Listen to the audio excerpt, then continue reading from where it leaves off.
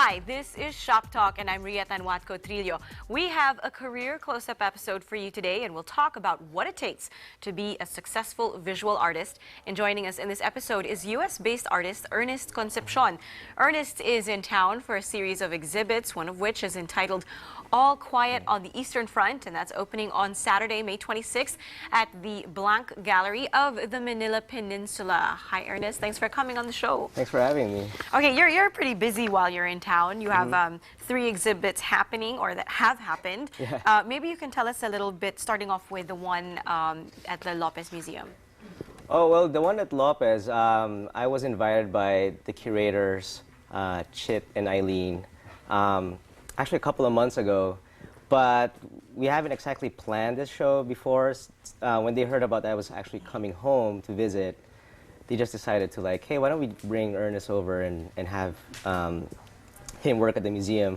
And the one I'm doing there right now, because I'm known for infiltrating spaces and invading the gallery or the museum. So they wanted me to kind of invade the existing exhibition. And they're showing a lot of from their collections. And they want me to react to it. And that's basically what I do, because my work is kind of conflict-based work. So the exhibition right there right now is it's all these Hidalgo, amazing Felix Hidalgo paintings. So I'm actually just continuing that the story of his paintings. I mean, I'm not fully familiar with him, with his work, but only now since I've been staring at it, a lot. So it's kind of like ad-lib, I extend what's already there that Felix did, That should be very interesting, because these are works from practically 100 years ago. Exactly, yeah. Right, yeah. and you're going to react to it in the 21st century. Right. So I actually include a lot of, I have drawings of robots beside Hidalgo paintings. It's kind of like a different take on it. Yeah. And they allowed me to work almost really close beside it. The piece is kind of like an honor that they're actually letting me do that, with their Right, and I'm sure it's a challenge for you. Something very different. Mm-hmm. Right, okay. So you had that, and you also had a solo show at West Gallery. Mm-hmm. Tell me about that. So the reason I actually came home for to visit is for that show at West Gallery, which opened last week. And they're mostly like new work that I did here in the Philippines. They're enamel-based paintings. It's an homage to the jeepney stickers that you see when you ride the jeepney. They have like these stickers which tells you, basically reminds you to pay off before you get, to pay before you get off. And there's like a Santo Niño right beside it. Right. So I like that kind of, again, is it conflict or does it work together? Is it meant to make you feel guilty if you don't pay, Right. Well, some people don't, but, Right. Okay, and then you have another one happening at Manila Peninsula, right? Mm-hmm. And what's that one going to be about? So that one is, I like the fact that that show is actually going to overlap with the one at West. And it's a totally different it's a contrast to what's going on at West Gallery. The West Gallery is more kind of Pinoy kitsch. It's all color. The one at Blanc Gallery at the Manila Pen is just entirely black and white. And the imagery is based on World War II photographs that are kind of modified a bit. Like, say for example, there's like a ruined city based on a photograph, and I made a painting out of it, but I put like Waldo in the middle. Okay. Like what it would be like if Waldo still was alive after the apocalypse. It's only just him there standing. Right. So you could easily find him. Oh, it's Waldo, Yeah. It's not such a challenge. Yeah. Right. Okay, so really interesting stuff. Where do you get your inspiration from? Well, I'm a video gamer as well. I see. Okay, so that's why you have like the big, bold colors and... Right. Well, it's easy to say that I gained my inspiration from just living in the city of New York. I mean, it's just so overwhelming in the senses. Just being around, just walking around the city, just go to the museum. But also, I engage with a lot of different artists as well, and I could say that they're also my inspiration, my friends, my community of artists in New York, and also here, absolutely. Because we exchange ideas now, and of course the internet is so easy now to exchange techniques or inspirations. Hey, have you read this comic book? And then and to me and back, back and forth kind of exchange. Yeah. Right. Okay. So what kind of medium do you work with? I see you there. Like there's a canvas. You're painting on the wall. You're doing a mural. What are your favorite forms, and what exactly is your signature look, if at all you have one? Oh, well, I would say is the Line Wars look. I don't know if I could say it's a Line Wars look, but I began my career, as an artist in New York, as doing like these small drawings of fighting, warring factions of different combinations, like as I mentioned before, tables versus chairs, or coffee versus milk, Bigfoot versus campers. So I do it in a style where it's very spontaneous. I don't exactly sketch the battle. I don't compose it in a way. I just start from either the middle or the side, and just grows, and I ad-lib my own work, I add stuff to it. So do you get surprised by your own output sometimes? Oh, every time, it cracks me up, every time I do the drawing. It's like being a kid again, you draw in the back of your notebook and right. doodle. No rules, just No. Just going with it. Now, okay, you mentioned like there's a lot of conflict and contrast in your art. Are you like, the textbook artist who's got some kind of inner conflict that, needs to be worked out? You're from two cultures. I mean, what is it? Like a personal conflict? Yeah. Every artist got to have some pain, right? Right. I guess that's the requirement. No, well, I'll have to admit that the Line Wars began as a frustration, actually. Well, there you go. We could start with that. It was a frustration that, because when I was here in the Philippines, before I moved to New York, I was actually making large-scale work, video installations, performative sometimes, very conceptual work, and because it's easy to fabricate stuff in here, and see, you have bigger space to make your work. When I moved to New York, and I stayed with my sister in Jersey, and it's in this small apartment, so I didn't have that luxury, I would say, or privilege to make the same kind of work, and my brain was kind of clamoring to, pardon the cliche, to express itself, right? Yes. And I couldn't do video because I just didn't have the money to buy a camera. I couldn't make large-scale conceptual work because I don't know anyone who fabricates or constructs stuff, in New York yet at that time. I was just like me and a couple of friends of mine. So I became a kid again. I started drawing the Line Wars, out of frustration. There was a lot of squirrels and ants in the neighborhood where I lived in Jersey for a while. So I drew squirrels versus ants. And from there on, it was like I was doing that in the library, in the neighborhood library, and I was like, I'm having so much fun, and wow. And it's been feeding my frustration. So it just kept on and on and on after that. Right. Okay. Let's talk about your move to the U.S. Yeah. You were doing pretty well here as an artist. Your career was starting to blossom. Why did you decide to leave it and go halfway across the world? Well, like looking back, I would consider it as I actually really left, the scene. But like right now, I'm actually reestablishing myself again in the Philippines. I'd like to think that I didn't exactly leave. When I left, I was still very much in touch with my friends here, with the community. So I'd like to consider it as you're extending your backyard. It's not, it's halfway across the globe, but it's just still there. The Philippines is there. Your family is there. And I just wanted, I didn't like change who, to a different person when I moved. I didn't like turn blonde or, I'm still the Pinoy Ernest who moved to New York and still continued what I was or am, in the Philippines. And I left, is that what your question? Why did I leave? Yeah. I was in my mid-20s, I was desperate to prove myself, to myself and my family, my friends that, I want to explore the world and see what it's to be like to be an artist in a highly competitive environment. Right. Yeah. And you've been doing that for the past 10 years, and you do have a pretty strong U.S.-based following, right? Mm-hmm. And clientele. I can't imagine like How were you able to do that? It's not like you were an insider in the New York art scene. You know, in New York, certainly you're part of a racial minority. Yeah, How do you break into the scene? Well, actually, when you mentioned as being a minority, actually became kind of an advantage for me. The one thing I like about New York is actually it supports the minority artists from different countries. You know, they support that. There's a lot of foundations that encourage new immigrants to actually make work. They provide these studio spaces, and I was able to tap into these residencies in New York, and that's how I began to actually gain my network and my connections. Okay, so it wasn't challenging, but not difficult or impossible then.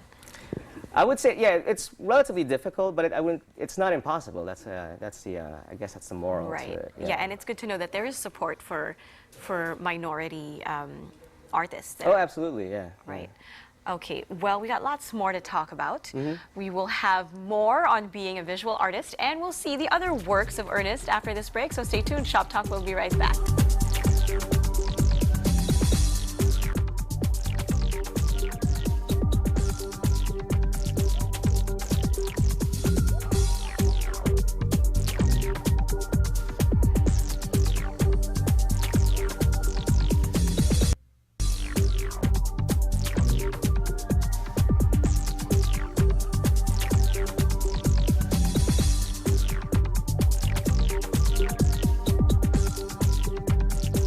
Welcome back to Shop Talk. We're talking about what it takes to be a successful visual artist, and still with us is ERNEST CONCEPCION. Ernest's solo show entitled All Quiet on the Eastern Front will open on Saturday, May 26th at the Blank Gallery of the Manila Peninsula.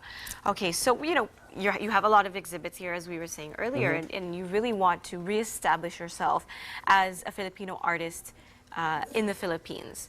I don't imagine that's too difficult, considering that you have all these international qualifications and a big following and clientele in the U.S. Right.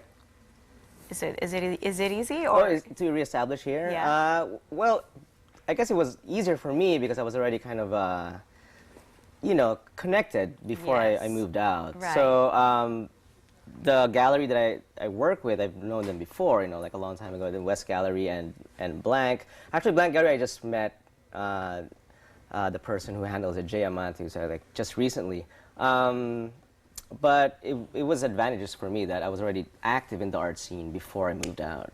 right? Yeah. You already had your toe in the water here. Yeah, exactly. So that made things easier. What is your artistic process like?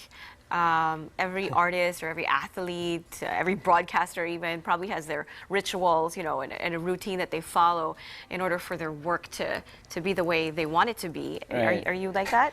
Well, I do. I mean, I like to say I light candles and aromatherapy, or drink a bit of whiskey. No, but actually, I work in my pajamas. Okay. It's my studio clothes, and it's so funny. That's like, I guess, it's just funny when you actually take photos of me in the studio. It just looks like oh look, it's the guy in pajamas, Right. working in the studio. But I do listen to a lot of podcasts. That's what I love about About art or about anything? my favorite recently now is I listen to a lot of Napoleon podcasts about the life of Napoleon. So I love Really? listening to audiobooks and just historical, definitely podcasts about history. Since I've been when I was working on the Blank show, because it's basically all World War II theme paintings. I was listening to this podcast just entirely about World War II. How Because I get to interesting. listen and learn as I make the work. Okay, and there it is again, your sort of theme of conflict, right? Right. Okay, but looking at your artwork, it still seems, quite modern. It's or rather contemporary, right? It's very contemporary. How do you see your work evolving? Oh, well, definitely. Eventually they would become more sculptural, I think. I've been thinking about actually making animation and make my work actually move, That's kind of like the idea that is running in my head is to make my actual drawings become kinetic sculptures, So definitely something I could work on, probably even here, because it's easier to make stuff here, you know? Right. But definitely when I go back to New York, I would explore on that. And even video games, and actually to make, because it's all battle scenes, and maybe I could work with, that's the beauty about New York, because there's so many people who have different specialties that you could collaborate with, you know? I mean, I have a video game designer friend, you know, maybe I could work with them to actually create a game, you know? So the city encourages that, explore the possibilities. Right. And, you know, we were talking earlier about what it's like for an Asian artist to break into the scene in New York. And of course, you watch a lot of movies. It seems like a very dog-eat-dog kind of culture because, you know, it's such a big scene that, you know, you might have to step on some people to get noticed. But you've said that's not necessarily true. Yeah, I'd like to. Well, that's a stereotypical New York story, right? That you have to be cutthroat and brutal and just be really mean, you know. I never was, you know. I was very lucky to have a very tight group of friends and just really humble, you know, group of artists, successful in their own ways, you know. But we have a strong, tight-knit community where we actually encourage collaboration and an exchange of ideas and how we could further transcend ourselves. You know, it's a healthy competition, but it's not like we'd like to overthrow anyone else. So New Yorkers are one of the nicest people that I've met. You know, it's such a myth that, oh, he's a mean person. You know, he's probably from New York. It's just because probably the stress levels are really high because you have to go to work and stuff like that. But just like anybody, but. For me, they're the nicest folks that, you know, maybe I was just lucky to have stumbled upon these kind of people, you know. Right. But an advantage, I think, being Filipinos as well, is that we're very accommodating, you know. Yeah. We're very friendly, you know, we're very hospitable. You know, I invite friends over to my apartment, we have, you know, we eat and stuff like that. And to bring that friendly culture in a very highly competitive art scene is something different that a lot of galleries kind of, oh, he's a really nice, easy guy to work with, you know. Right, right. You can actually be an artist and be nice. Yeah, right? There you go. But make war works about war and conflict. Which is the irony about it, but yeah. Right, okay. Okay, here's a question that I suppose most people wonder about artists. How profitable is it to be an artist? I mean, are you a full-time artist, or, you know, do you have to do other things like, I don't know, again, stereotypically wait tables or something just to make ends meet? Well, that is absolutely true that I'm a full-time artist now. It's been 3 years, but before that, I did have different jobs, you know. I never got to wait tables, but I was an assistant teacher. I was a gallery assistant that I worked for free. I was an intern. That's how I actually began my career because I got to know a lot of people through that. And then I became a teacher at the Brooklyn Children's Museum for 5 years, and that's how I started saving up money because I was already kind of thinking subconsciously that I will leave this job, and I really wanted to pursue my work or my art full time. So I work on that. I even became a video game rater. You know, so you see in the back of the video game it says rated M for mature, rated T for teen. Right. So I was that. I was one of those people actually rated the game, if it's like good for kids or not. Right. So it's one of my jobs there. Yeah. Okay, so at what point were you able to say to yourself, you know, I don't need to do stuff on the side. I can do my art full time and support myself with it? Yeah, well, as long as, you know, again, another advantage is, God, I keep saying it. Of course, as a Filipino, right, we're very resourceful. We're very clever. I'd like to think we're clever with our, since, you know, living here kind of taught us how to save up and to tighten our belts, you know, in times of need. You know, we're not luxurious about our expenses, you know. So that's something, especially my mom, I learned a lot from my mom how to be practical, you know, to live a practical lifestyle. So I still apply that in my daily living in New York. You know, I try not to spend a lot on, you know, on a lot of certain things, you know. Yeah, right. I budget. Right. Okay. So now you are a full-time artist. What's a typical day for you like? As a full-time artist? Yeah. Well, I wake up late because I don't have a job. and you know, I check up on email and stuff like that. But I do just keep making work on the rest of the afternoon till, because I'm kind of nocturnal, so I work till late at night. Right, Yeah. right. But you're not one of those artists who's like, you know, you have an exhibit coming up or some kind of commissioned work and I don't feel like doing it, I'm not going to do it. Because there's artists like that, right? I'm not in the mood, so you're just going to have to wait and deal with it. Are you like that, or have you been like that? No, well, I can't. You know, the thing is, in New York, you just can't dilly-dally. You know, if you want to at least penetrate the scene or be noticed as a professional, you know, you just have to. You just have to do it. You know, you can't be lazy about deadlines. You know, and that's why when I was given the opportunity to have a show here, when I moved back when I visited the Philippines, and I had 4 shows, you know, in the next 2 months. Wow. I took that challenge because I just believe that I'm totally gonna do this. The only thing that I have to do is just veer away from the parties, you know, and don't relax too much, you know, just Right. focus on it. Yeah, so you're able to put that pressure on yourself. Yeah. Right. Okay, so please tell us again the details for the exhibit at the Blank Gallery in Manila Peninsula. Okay, so the show is called All Quiet on the Eastern Front, and it's opening on May 26th, Saturday. I would think it's from 6 to 10 p.m. And it's ongoing till June something. All right, so it'll be there for a while. Right? Yeah. Okay, and it's open to the public. Do they need to pay like an entrance fee? Oh or no, anything? absolutely. It's absolutely free, you know. And yeah, please come to the opening. It'll be fun because I'll be there. You know, if anyone has questions, you want to interact with me and stuff like that. So. Oh, wonderful. Sounds amazing. All right, ERNEST CONCEPCION, thanks for shop talking with us today. Thank you. And thank you guys for watching Shop Talk. I'm Ria Tanwat Coutrillo. Follow ANC Shop Talk on Twitter and be a fan of ANC Shop Talk on Facebook. Join us again tomorrow. Enjoy the rest of your day.